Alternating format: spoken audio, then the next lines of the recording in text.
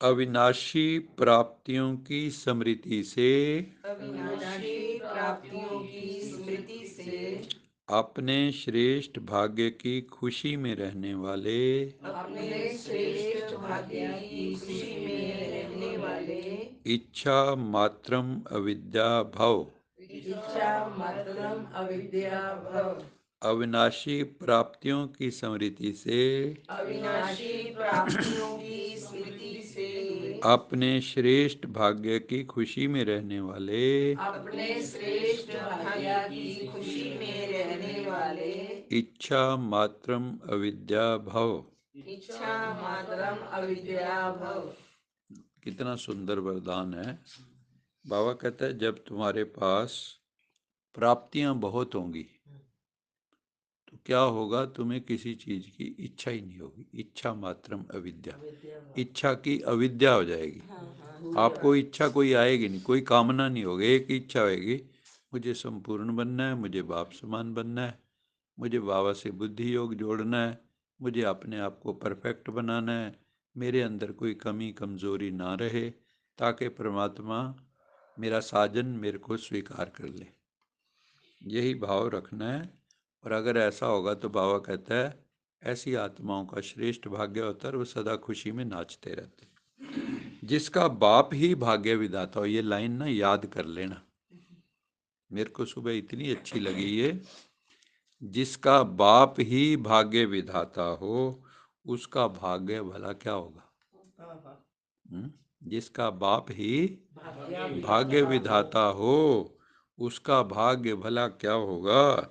सदा यही खुशी रहे कि भाग्य तो हमारा जन्म सिद्ध अधिकार है, वह मेरा श्रेष्ठ भाग्य और वह भाग्य विधाता बाप वाह।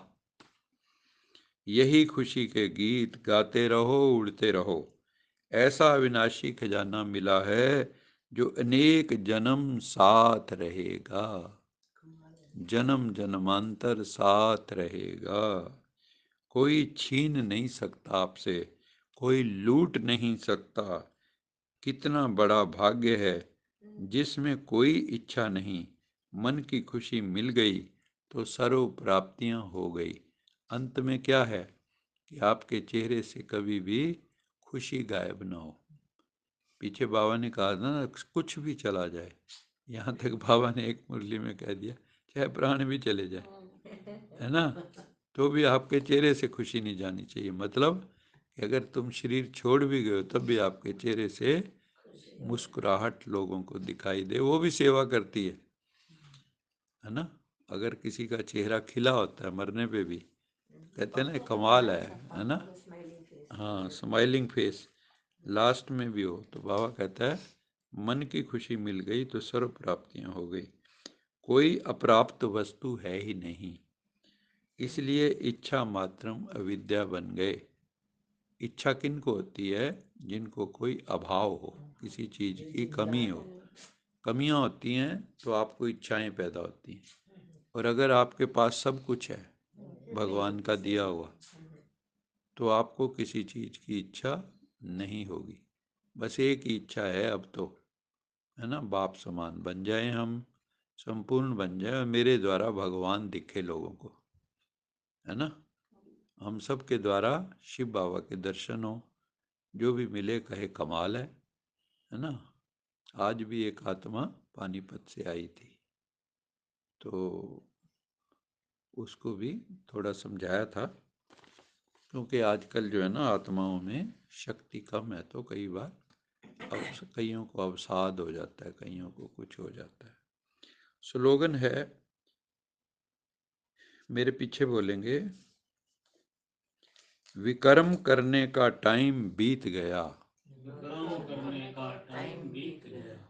अभी व्यर्थ संकल्प बोल भी बहुत धोखा देते हैं। अभी व्यर्थ संकल्प बोल भी बहुत धोखा देते बाबा हैं। कहता है पहले तो मोटे मोटे पाप करते थे तुम, भाई समझे।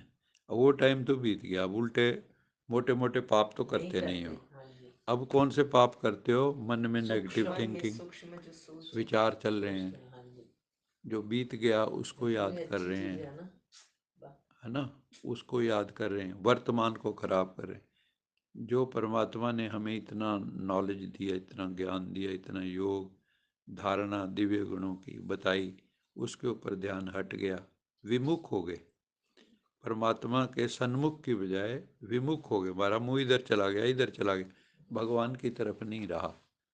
जैसे सूर्यमुखी का फूल है ना, हमेशा सूर्य की तरफ होता है, तो हम भी सूर्यमुखी की फूल की तरह बन जाएं, हमारा मुख भी सदा परमात्मा की तरफ। तो बाबा कहता है पाप करने का टाइम तो बीत गया जो मोटे मोटे करते थे, लेकिन अभी कौन से बच्चे छोटे छोटे पाप करते हैं, सूक्ष्म पाप, वो हैं व्यर्थ संकल्प, बोल, ये बहुत धोखा देते हैं अभी भी ना। उसको तो लोग समझते हैं जैसे कुछ है ही नहीं, जैसे उल्टा सुल्टा बोल दिया ना, क्या है, मजाक है, मजाक। बाबा कहता है ये मजाक अब चलेंगे नहीं, व्यर्थ कुछ भी ना हो, ज्ञान की बात हो, आपके मुख से कल्याण के शब्द ही निकलें। अच्छा, ओम शांति।